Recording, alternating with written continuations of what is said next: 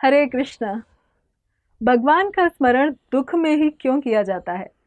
एक बहुत ही प्रसिद्ध कहावत है कि दुख में सुमिरन सब करें, सुख में करे न कोय। जो सुख में सुमिरन करे तो दुख काहे को होए। कि अधिकतर हम सभी भगवान को केवल दुख में ही याद करते हैं। भगवत गीता में भगवान श्री कृष्ण कहते हैं कि 4 प्रकार के व्यक्ति मेरी भक्ति करते हैं।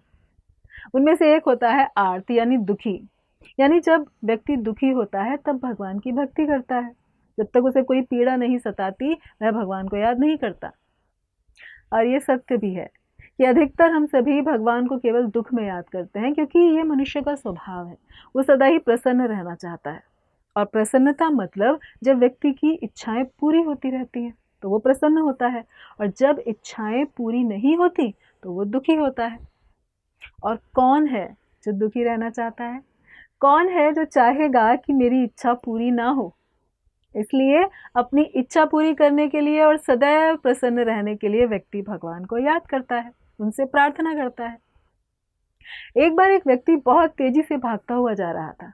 तभी उसे एक साधु मिले जो उससे पूछते हैं कि क्या बात है, तुम इतनी तेजी से कहाँ भागे जा रहे हो?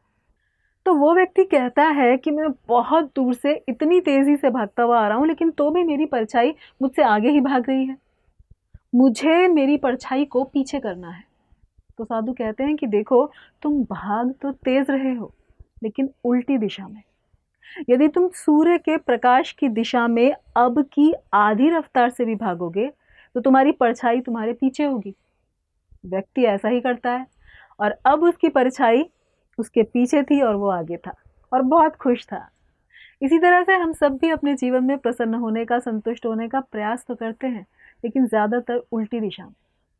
किंतु भाग्य से यदि साधु संतों का संग मिल जाए तो उनके निर्देशन में हमें जीवन की सही दिशा मिल जाती है, जिस पर चलते हुए हम सदा प्रसन्न रहते हैं।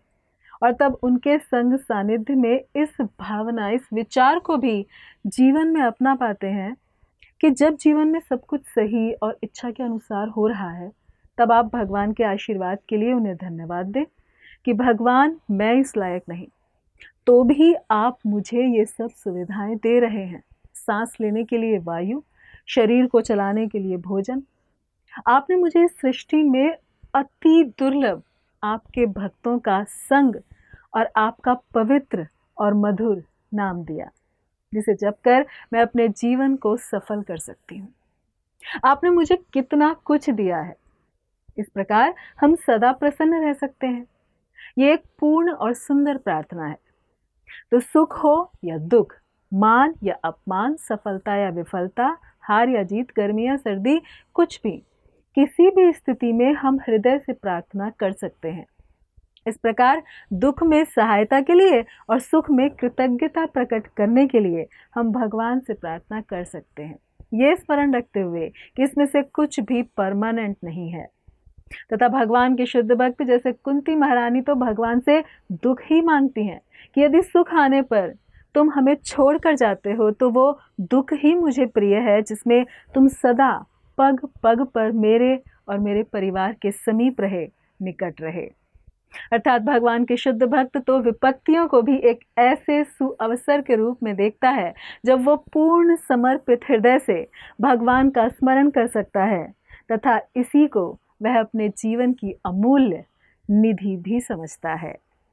धन्यवाद। हरे कृष्णा। ऐसे ही और भक्तिमय कार्यक्रमों के लिए देखिए हरे कृष्णा टेलीविजन, और इसे प्राप्त करने के लिए आप अपने केबल अथवा DTH ऑपरेटर से संपर्क करें तथा और अधिक जानकारी के लिए आज ही डायल करें 7666 839 839।